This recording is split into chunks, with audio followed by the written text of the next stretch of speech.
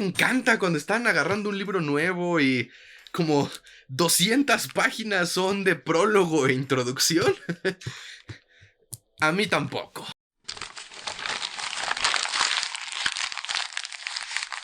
¿Qué tal, camaradas? ¿Cómo están? Les doy la bienvenida a este nuevo video aquí en la sección de la biblioteca de Punto y Coma. Y como ya lo vieron en el título y en la introducción del video, efectivamente hoy vamos a hablar de los prólogos y las introducciones. La diferencia entre cada uno de estos dos, para qué sirven, por qué están ahí y por qué personalmente yo no soy fan de por lo menos las introducciones y uno que otro prólogo. Así que vamos comenzando por definir la diferencia entre prólogo e introducción. Ahora, probablemente los más académicos de la literatura tendrán una definición completamente diferente a la que estoy a punto de dar, así que siéntanse libres de dejar su definición académica, una menonesca, que quieran poner en comentarios.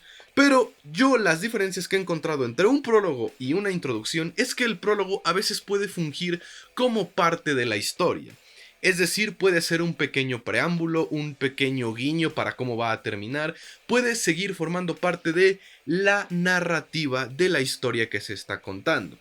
Por ejemplo, si yo tengo un libro en donde al final el montañés era el villano, en mi prólogo puedo poner la historia de cómo el montañés llegó a la montaña.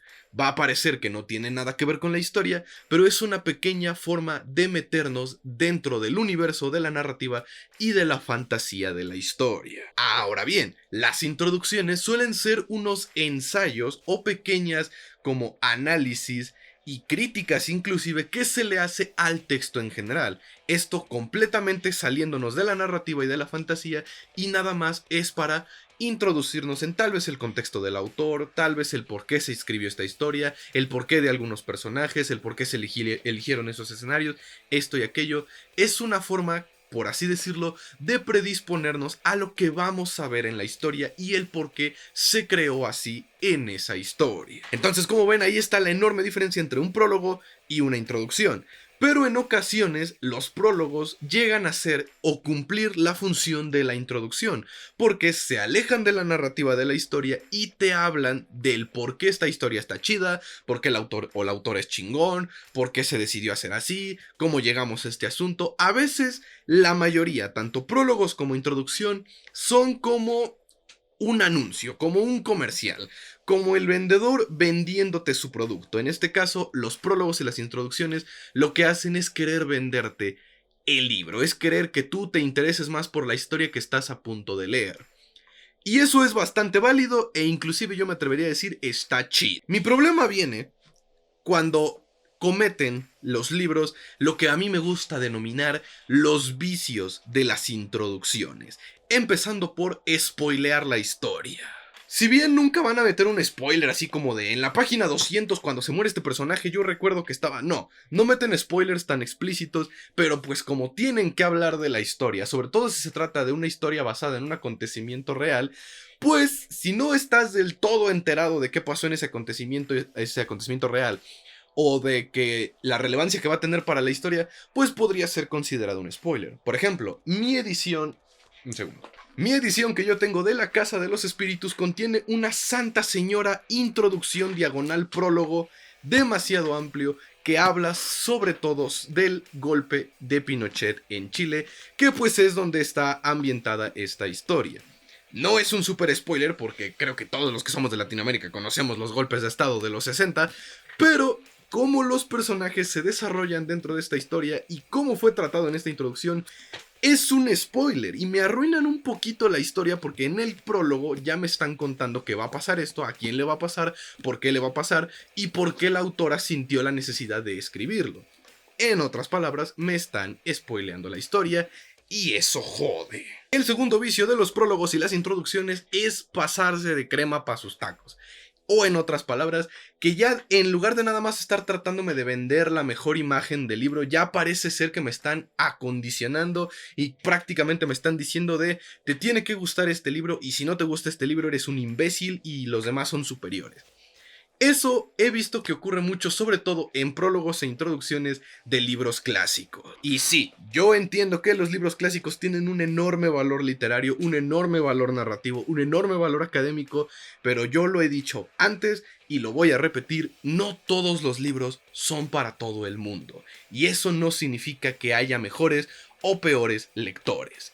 Entonces, cuando yo agarro un libro que ya de por sí trae la, ¿cómo se le dice?, reputación de ser un libro predilecto para lectores mamadores, y me encuentro con un prólogo, con una introducción que me está diciendo que esta madre es la quinta chingada y es la octava maravilla del universo y todo el mundo debería leerlo, y cuando lo lees tu IQ sube a mayor el promedio y su chingada madre, y que si no te gusta y si no le entiendes prácticamente eres un simio viviendo de plátanos en la jungla, honestamente me molesta bastante, porque no me estás vendiendo la mejor imagen del libro, me estás vendiendo un estatus falso que supuestamente va a ser alcanzable con ese libro, con esa lectura.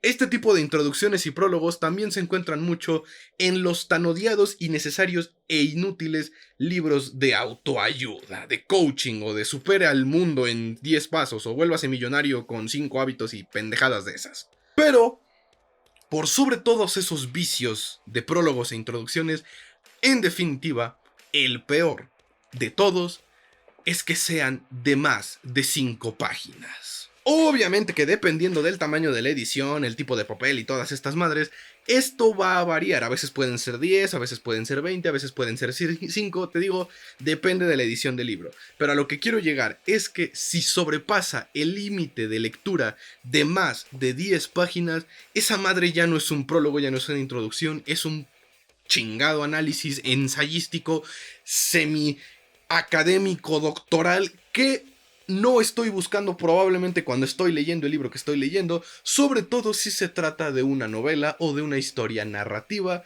no tanto un libro de ensayo, por ejemplo, o un libro de poesía, o un libro que requiere un análisis un poco más profundo, más allá del solo leer la historia y ya. Es como si tú fueras al cine a ver una película, pero antes de empezar la película te pusieran un corto de 30 minutos del director y sus compas explicándote por qué grabaron la película, por qué eligieron a los actores que eligieron, por qué esto, por qué aquello. No dudo que haya gente que sí le interesa saber todas estas cosas, pero las buscas después de haber visto la película, no antes. Y si son como yo a la hora de leer libros, no se saltan cosas cuando están al principio. Las leen porque sienten como una especie de obligación por leerlas, y eso pues sí jode un poquito la lectura. Pero en este punto estoy de acuerdo que eso es más mis excentricidades que algo real, porque claro, cualquier otra persona lee introducción, ve que tiene más de 20 páginas, pues se la brinca la chingada y lee el libro, y ya después, si le dan ganas, lee la introducción.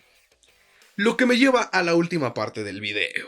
Si de neta tú nada más estás agarrando el libro porque es una novela, porque es un libro de ensayo, porque es una poesía, por las razones que seas, y no quieres dedicarle tu tiempo a la super mega introducción y prólogo de 40 minutos que pusieron ahí, de huevos puedes saltártela, puedes leer la historia y después ya te regresas al prólogo, pero eso sí, asegúrate de que sea un prólogo que no tenga que ver con la historia, porque si no, pues cuando llegues al final o al plot twist donde se involucra el tema del prólogo, te vas a quedar así como de ¿qué? Ahora sí, como último punto, los epílogos se salvan por completo de esta situación, porque por lo menos la mayoría de las veces cuando yo me he encontrado con un epílogo son más bien como ganchos, como pequeños clickbaits que ponen algunos autores para darte o generarte interés en la continuación de la historia. De hecho, usualmente yo he encontrado epílogos en libros que son pertenecientes a sagas, es decir, que sabes que la historia va a continuar en un segundo libro o que va a seguir en una nueva entrega. De los pocos epílogos que he encontrado de libros con entregas únicas son cuando te quieren dejar un final abierto, que es también totalmente válido.